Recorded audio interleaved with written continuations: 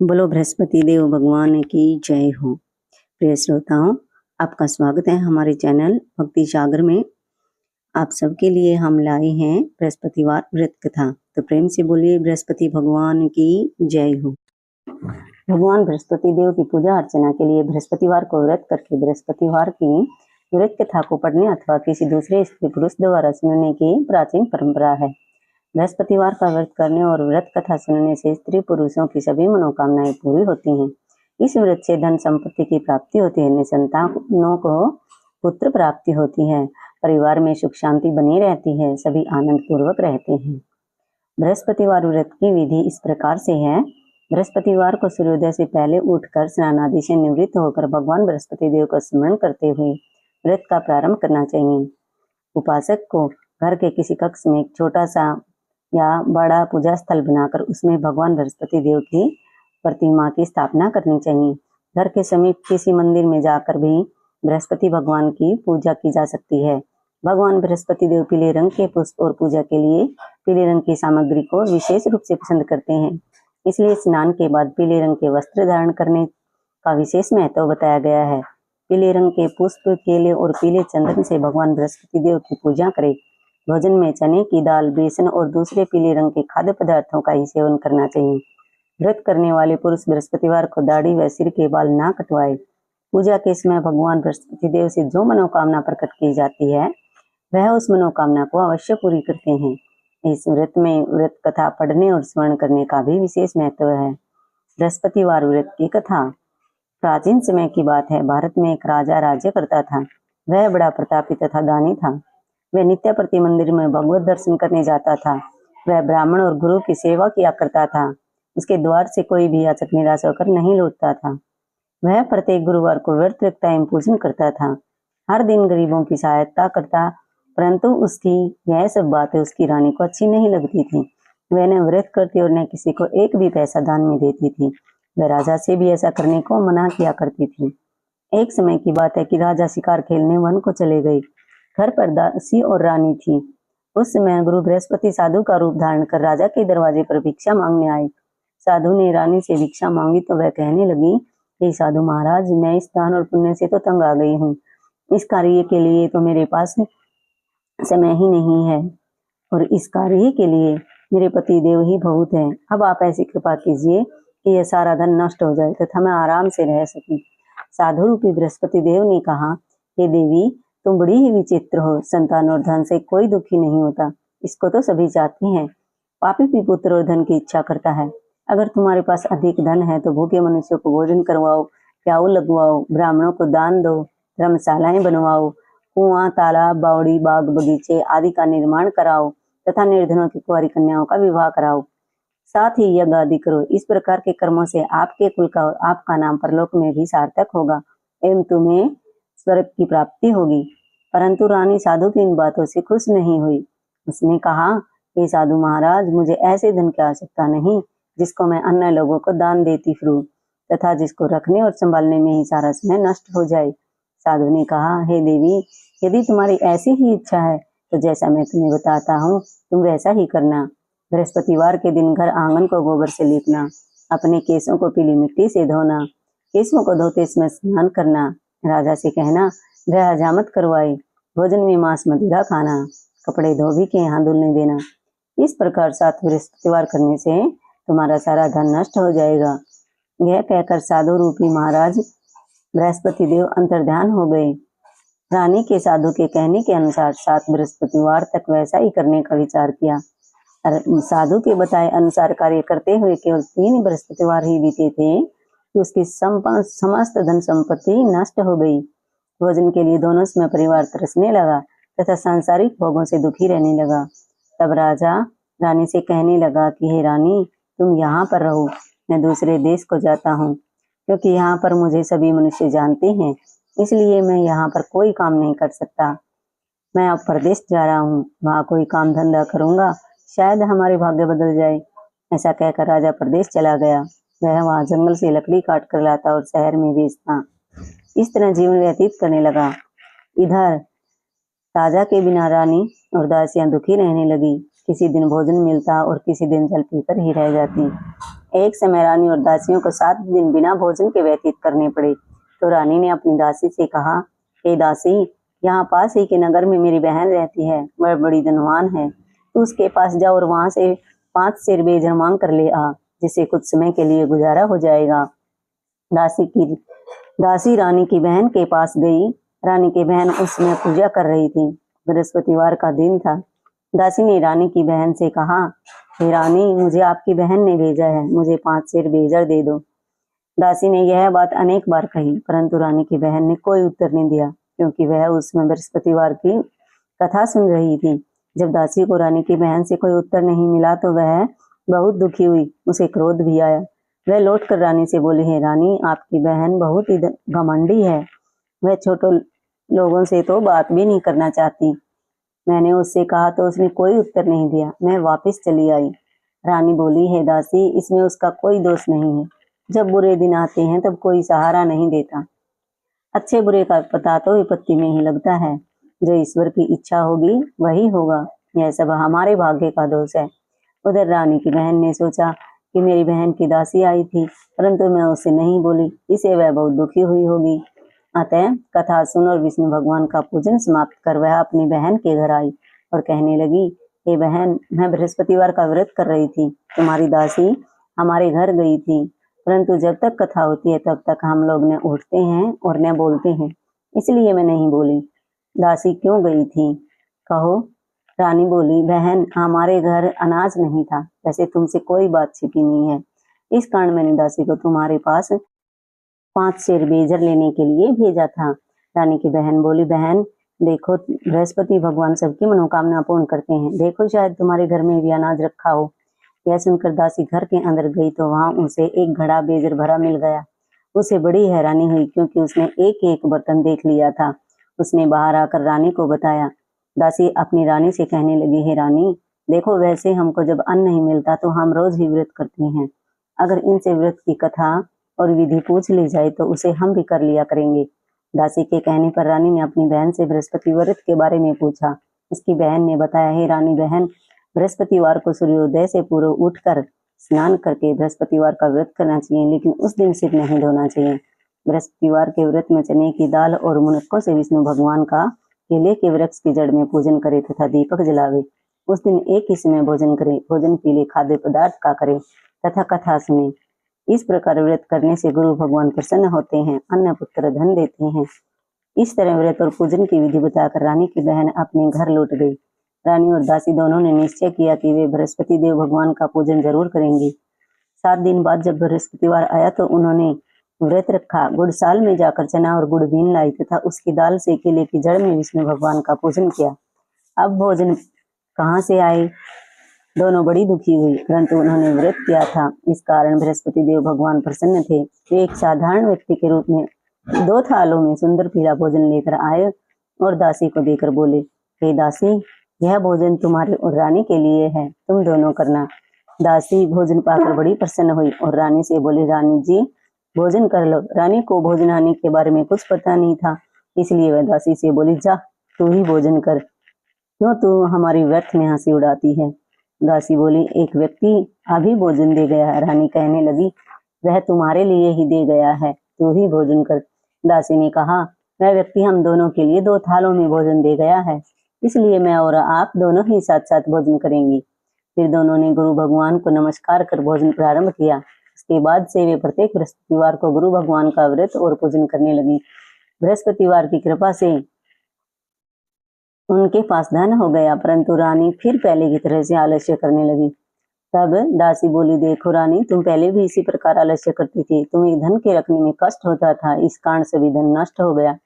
अब गुरु भगवान की कृपा से धन मिला है तो फिर तुम्हें आलस्य होता है। बड़ी मुसीबतों के बाद हमने यह धन पाया है, इसलिए हमें दान पुण्य करना चाहिए। तुम भूखे मनुष्यों को भोजन करवाओ, प्याऊ लगवाओ, ब्राह्मणों को दान दो, कुआं, तालाब, बावड़ी, बाग, बगीचे आदि का निर्माण करवाओ, मंदिर पाठशाला बनवाकर दान दो, कुंवारी कन्याओं का विवाह करवाओ। धन को शुभ कार्यों में खर्च करो, जिससे तुम्हारे कुल का यश बढ़े तथा स्वर्ग प्राप्त हो और पितृ प्रसन्न हो। दासी की बात मानकर रानी ने इसी प्रकार के कर्म करने प्रारंभ किए, जिससे उनका काफी यश फैलने लगा। एक दिन रानी और दासी आपस में विचार करने लगी कि न जाने राजा किस दशा में होंगे, उनकी कोई खोज खबर नहीं है। गुरु भगवान से उन्होंने प्रार्थना की और भगवान ने रात्रि में राजा को स्वप्न में कहा, हे राजा उठ, तेरी रानी तुझको याद करती है, अब अपने देश को लौट जा। राजा प्रातःकाल उठकर जंगल से लकड़ियां काट कर लाने के लिए जंगल की ओर चल पड़ा। जंगल से गुजरते हुए वह सोचने लगा, रानी की गलती से कितने दुख भोगने पड़े। राजपाट छोड़कर उसे जंगल में आकर रहना पड़ा। जंगल से लकड़ियां काटकर उन्हें बेचकर गुजारा करना पड़ा। उसी समय जंगल में बृहस्पति देव एक साधु का रूप धारण कर आए और राजा के पास आकर बोले, हे लकड़हारे, तुम इस सुनसान जंगल में किस चिंता में बैठे हो, मुझे बताओ। यह सुन राजा के नेत्रों में जल भर आया और साधु की वंदना कर बोला, हे प्रभु, आप सब कुछ जानने वाले हो। इतना कहकर राजा ने साधु को अपनी संपूर्ण कहानी सुना दी। महात्मा को तो स्वभाव से ही दयालु होते हैं। वे राजा से बोले, हे राजा, तुम्हारी पत्नी ने बृहस्पति देव के प्रति अपराध किया था, जिसके कारण तुम्हारी यह दशा हुई। अब तुम किसी प्रकार की चिंता मत करो, भगवान तुम्हें पहले से अधिक धन देंगे। देखो, तुम्हारी पत्नी ने बृहस्पतिवार का व्रत करना आरंभ कर दिया है। अब तुम भी बृहस्पतिवार का व्रत करके चने की दाल व गुड़ जल के लोटे में डालकर केले का पूजन करो, फिर कथा कहो या सुनो। भगवान तुम्हारी सब मनोकामनाओं को पूर्ण करेंगे। साधु को प्रसन्न देख राजा बोला, हे प्रभु, मुझे लकड़ी बेचकर इतना पैसा भी नहीं बचता जिससे भोजन करने के उपरांत मैं कुछ बचा सकूं। मैंने रात्रि में अपनी रानी को व्याकुल देखा है। मेरे पास कोई साधन नहीं जिससे मैं समाचार जान सकूं। फिर मैं बृहस्पतिवार की कौन सी कहानी कहूं या सुनूं, मुझको तो कुछ भी मालूम नहीं है। साधु ने कहा, हे राजा, तुम किसी बात की चिंता मत करो। बृहस्पतिवार के दिन तुम रोजाना की तरह लकड़ियां लेकर शहर में जाओ। तुम्हें रोज से दुगना धन प्राप्त होगा, जिससे तुम भली भांति भोजन कर लोगे तथा बृहस्पति देव की पूजा का सामान भी आ जाएगा। लकड़हारा बने राजा ने उन साधु भगवान बृहस्पति देव की यह कथा सुन बृहस्पतिवार का व्रत करके भगवान विष्णु की पूजा की। उसी दिन से उसके सभी क्लेश दूर हो गए। लेकिन अगले बृहस्पतिवार को कामकाज में अधिक व्यस्त रहने के कारण उसने भगवान बृहस्पति देव का व्रत नहीं किया। भगवान बृहस्पति देव लकड़हारे से क्रोधित हो गए और उसे भूल की सजा दी। उस दिन नगर के राजा ने नगर में घोषणा करके सबको सूचित किया, प्रत्येक नागरिक मेरे महल में भोजन करने आए, जो नहीं आएगा उसे अपराधी मानकर भारी दंड दिया जाएगा। लकड़हारा बने राजा ने उस नगर के राजा की घोषणा तो सुनी, लेकिन जंगल से लकड़ी काट कर लाने और बेचने में देर हो जाने के कारण वह समय पर महल में नहीं पहुंच सका। अतः राजा के सैनिक लकड़हारे को पकड़कर महल में ले गए। राजा ने उसे महल के एक कक्ष में बैठाकर भोजन कराया। उस कक्ष में एक खूंटी पर रानी का सोने का हार लटका हुआ था। लकड़हारा अकेला उस कक्ष में भोजन कर रहा था। तभी उसने एक आश्चर्यजनक घटना घटती देखी। देखते ही देखते वह खूंटी हार को निगल गई। थोड़ी देर के बाद राजा ने हार को गायब देखा तो लकड़हारे को कारावास में डलवा दिया। लकड़हारा मन ही मन अपने भाग्य को कोसने लगा। तभी उसे जंगल में मिले साधु का स्मरण हो आया। थोड़ी देर में भगवान बृहस्पति देव सन्यासी के रूप में सामने प्रकट हुए और कहा, हे लकड़हारे, तूने भगवान बृहस्पति देव की पूजा नहीं की, इसी कारण तुम्हें यह कष्ट प्राप्त हुआ है। लेकिन अब चिंता मत करो, बृहस्पतिवार के दिन कारागार के दरवाजे पर तुम्हें 4 पैसे पड़े मिलेंगे। उन पैसों से भगवान बृहस्पति देव का व्रत करके उनकी पूजा करोगे तो तुम्हारे सब दुख नष्ट हो जाएंगे। बृहस्पतिवार के दिन दरवाजे पर पड़े मिले पैसों से चने और गुड़ मंगाकर लकड़हारे ने बृहस्पतिवार की कथा कही तो भगवान बृहस्पति देव ने प्रसन्न होकर उस नगर के राजा को स्वप्न में लकड़हारे को कारागार से मुक्त करने को कहा। सुबह राजा ने अपने कक्ष में आकर देखा तो खूंटी पर रानी का हार टंगा हुआ था। राजा ने लकड़हारे को मुक्त कर दिया और उसे धन और आभूषण देकर विदा किया। लकड़हारा बना राजा उस नगर से चलकर अपने नगर में पहुंचा तो उस नगर में कुएं, धर्मशाला, बाग बगीचे देखकर बहुत प्रसन्न हुआ। राजा ने किसी से पूछा, ये कुएं, धर्मशालाएं किसने बनवाई हैं? सबने बताया कि ये सब रानी और दासी ने बनवाई हैं। राजा महल में पहुंचा तो रानी ने उसका भव्य स्वागत किया। तब राजा ने निश्चय किया कि सप्ताह में एक बार तो सभी बृहस्पति देव का व्रत और पूजन किया करते हैं, परंतु मैं प्रतिदिन व्रत किया करूंगा तथा दिन में 3 बार कथा कहा करूंगा। अब राजा हर समय दुशाले में चने की दाल बांधे रहता तथा 3 दिन में 3 बार बृहस्पति देव की कथा कहता। कुछ दिनों के बाद राजा को अपनी बहन की याद आई। एक दिन घोड़े पर सवार होकर राजा अपनी बहन से मिलने चला गया। अभी राजा नगर के बाहर पहुंचा ही था कि उसने कुछ लोगों के एक शव को ले जाते हुए देखा। राजा को स्मरण हो आया कि आज उसने किसी को बृहस्पतिवार की व्रत कथा नहीं सुनाई है। राजा ने उन लोगों को रोककर कहा, भाइयों, आप सब को ले जाने से पहले मुझसे बृहस्पतिवार की कथा सुन ले। लोगों ने राजा पर क्रोधित होते हुए कहा, तुम पागल तो नहीं हो? लेकिन कुछ बड़े बूढ़े लोगों ने कहा, अच्छा भाई, साथ में चलते चलते तुम अपनी कथा भी सुना लो। राजा ने चलते हुए आधी कथा ही सुनाई थी कि सब हिलने लगा। राजा के पूरी कथा सुनाते ही सब उठकर बैठ गया। लोगों ने हैरानी से दांतों तले उंगली दबाई और अगले बृहस्पतिवार से भगवान बृहस्पति देव का व्रत करने व कथा सुनने का निश्चय कर लिया। अब घोड़े पर सवार राजा चलते हुए किसान के खेत के पास पहुंचा। किसान अपने खेत में हल चला रहा था। राजा ने कहा, अरे भाई, मुझसे बृहस्पतिवार की कथा सुन लो। किसान झुंझलाकर बोला, अरे भाई, देख नहीं रहे, जितनी देर तक तुम्हारी कथा सुनूंगा उतनी देर में तो पूरे खेत में हल चला लूंगा। राजा निराश होकर चलने लगा। तभी किसान के बैल लड़खड़ाकर जमीन पर जा गिरे। किसान के पेट में भी जोर से दर्द होने लगा। उस किसान की पत्नी जब खाना लेकर आई तो उसने किसान से इस बारे में पूछा। किसान ने घुड़सवार की पूरी कहानी सुनाई। किसान की पत्नी दौड़ते हुई राजा के पास पहुंचकर हाथ जोड़कर बोली, भैया, मैं तुम्हारी कथा सुनने को तैयार हूँ। राजा ने उसके साथ खेत पर पहुंचकर बृहस्पतिवार की कथा सुनाई। तभी बैल उठकर खड़े हुए। किसान के पेट का दर्द भी तुरंत ही ठीक हो गया। राजा अपनी बहन के घर पहुंचा तो उसकी बहुत आवभगत हुई। अगले दिन सुबह उठकर राजा ने देखा घर के सभी लोग भोजन कर रहे हैं। किसी भूखे को बृहस्पतिवार की कथा सुनाए बिना राजा भोजन नहीं करता था। उसने बहन से कहा, बहन, क्या घर में कोई ऐसा व्यक्ति है जिसने अभी तक भोजन नहीं किया हो? उसकी बहन बोली, भैया, हमारे घर में तो क्या, आपको पूरे नगर में कोई ऐसा व्यक्ति नहीं मिलेगा जिसने सुबह सुबह भोजन नहीं किया हो। तब राजा ने बहन के घर से निकलकर उस नगर में बिना भोजन किए व्यक्ति की तलाश की। एक गुडरिये के घर में उसका बेटा बीमार होने के कारण भूखा रह गया था। राजा ने उसको जाकर बृहस्पतिवार की कथा सुनाई। कथा सुनते सुनते गुडरिया का बीमार बेटा बिल्कुल ठीक हो गया। सबने राजा की बहुत प्रशंसा की। एक दिन राजा ने अपनी बहन से कहा, बहन, अब हम अपने घर जाना चाहते हैं, तुम भी हमारे साथ चलो। कुछ दिन बाद वहां से लौटकर आ जाना। राजा की बहन ने अपनी सास से पूछा तो सास ने ताने देते हुए कहा, बहू, मायके जाना हो तो अकेली जाना, मेरे पोतों को नहीं ले जाना। तुम्हारे भाई के कोई संतान नहीं है, कहीं तुम्हारी भाभी मेरे पोतों पर कोई जादू टोना न कर दे। दूसरे कक्ष में बहन की सारी बातें और उसकी सास की बातें राजा सुन रहा था। राजा ने सुनकर दुखी मन से अकेला ही अपने नगर को लौट आया। रानी ने राजा से कहा, आप तो अपनी बहन को साथ लाने की बात कहकर गए थे, फिर बहन को साथ क्यों नहीं लाई? तब राजा ने दुखी होते हुए कहा, रानी, हमने संतान है, इसलिए कोई हमारे घर आना पसंद नहीं करता। रानी ने राजा को समझाया, हे प्राणनाथ, हमें बृहस्पतिवार देव ने सब कुछ दिया है, अब भगवान बृहस्पति देव हमें संतान भी अवश्य देंगे। बृहस्पतिवार को विधिवत व्रत करते हुए राजा रानी ने भगवान बृहस्पति देव से संतान के लिए प्रार्थना की। कुछ दिनों के बाद उन्होंने स्वप्न में दर्शन देते हुए कहा, हे राजन, तेरी मनोकामना अवश्य पूरी होगी। एक सप्ताह बाद ही रानी गर्भवती हो गई। 10वें महीने रानी के एक सुंदर पुत्र हुआ।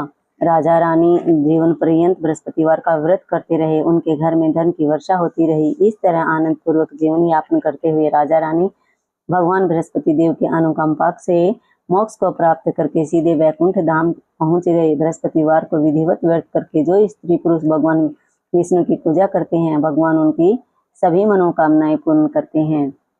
तो प्रिय श्रोताओं, अगर वीडियो अच्छी लगे तो लाइक करें, शेयर करें और कमेंट में बृहस्पति भगवान की जय हो जरूर लिखें। अगर चैनल पर नए हैं तो चैनल को सब्सक्राइब करें और बेल आइकन को जरूर दबाएं ताकि वीडियो का नोटिफिकेशन सबसे पहले आप तक पहुंच सके। तो मिलते हैं अगली कथा कहानी के साथ। तब तक के लिए हरे कृष्णा, राधे राधे।